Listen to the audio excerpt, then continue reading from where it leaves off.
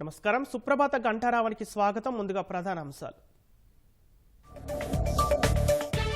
మండలంలో జన ఔషధి స్టోర్లు ఏర్పాటు చేయాలన్న సీఎం. ఇన్సూరెన్స్ పద్ధతిలో ఎన్టీఆర్ వైద్య సేవలు నిర్వహించాలని నిర్ణయం.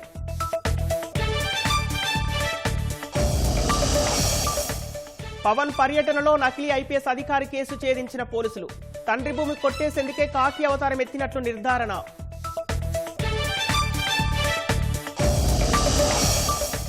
సంక్రాంతి తర్వాత నుంచి పరుగులు పెట్టనున్న అమరావతి పనులు విడతల వారీగా పూర్తి చేస్తామన్న మంత్రి నారాయణ.